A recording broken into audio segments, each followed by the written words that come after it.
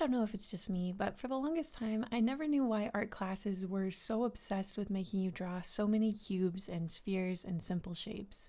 Even in art school, it wasn't really explicitly explained how you were going to use this. It was just like, we're doing shapes, and so we all drew shapes. I would even try to cheat a little and make a character or two out of the shapes, thinking I was getting away with something, but little did I know that's exactly the whole entire point. Part of the problem was that we would go from these very primitive shape studies straight into things like figure drawing, but I think that it makes a lot more sense how you can actually apply these new skills that you learned with the shapes by gradually making more complex shapes. And I think doing this like intermediate step where you're gradually making the shapes more complicated, adding in curves, nesting them inside of each other like this pot lid, or doing cutouts, which are really helpful for learning how to do like windows and stuff like that. I think that was the part that I was missing. Like I never really connected how these primitive studies could turn into something that was helpful for comics and animation and characters. Maybe it's obvious, but it wasn't to me.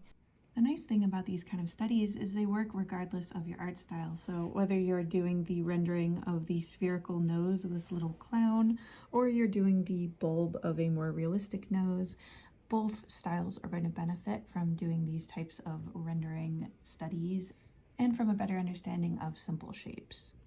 Faces can be really intimidating, but when you remember that the eyeball is just two spheres and the nose can be basically like one of these little pyramids, can make thinking about it in 3 dimensions a lot easier, which automatically makes it easier to do things like shade and render.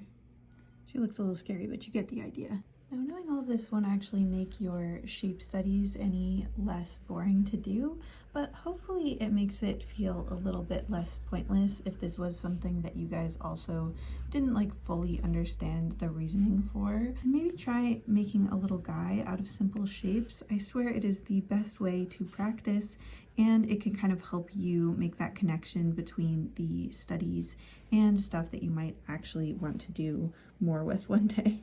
Happy practicing!